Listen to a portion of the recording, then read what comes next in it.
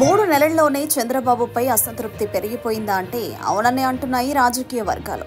సంక్షేమంలోనూ పరిపాలనలోనూ రెండింటిలోనై చంద్రబాబు సర్కార్ దారుణంగా ఫెయిల్ అయినట్లు తెలుస్తోంది.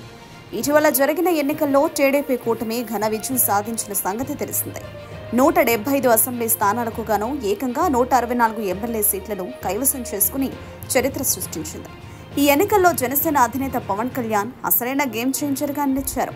పొత్తులో భాగంగా జనసేన పోటీ చేసిన 21 స్థానాల్లోనూ అభ్యర్థులు విజయం సాధించారు.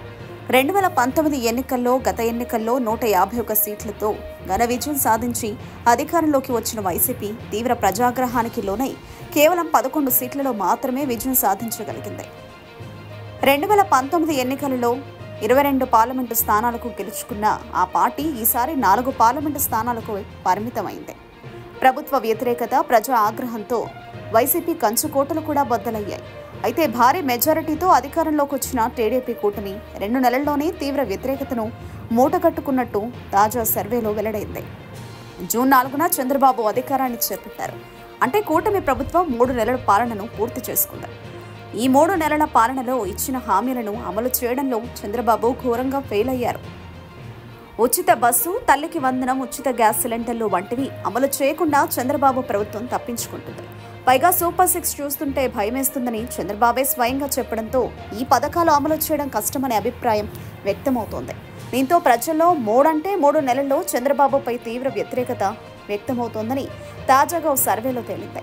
ఈ 3 నెలల కాలంలోనే చంద్రబాబుకు ప్రజల్లో 10% మద్దతు తగ్గినట్టు ఇండియా టుడే సర్వేలో తేలింది. ఎన్నికల సమయంలో చంద్రబాబుకు 55% ప్రజల మద్దతుండగా ఆగస్టు 23 నాటికి ఆ మద్దతు 44%కి చేరిందని ఇండియా టుడే తెలిపింది. హామీల అమలు జాప్యం వల్లే ప్రజల్లో చంద్రబాబుపై వ్యతిరేకత వ్యక్తమవుతున్నట్టు స్పష్టమవుతోంది. తల్లికి వందనం, గ్యాస్ సిలిండర్లు, ప్రతి మహిళకు నెలకు 1500 వంటి పథకాలు అమలు కాకపోవడం వల్లే ఈ విధంగా చంద్రబాబు గ్రాఫ్ పడిపోయిందని తెలుస్తోంది.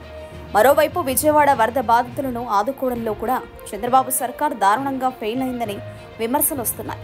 ఈ నేపథ్యంలోనే చంద్రబాబు 10%కి పైగా ప్రజల మద్దతు కోల్పోయినట్టు తెలుస్తోంది.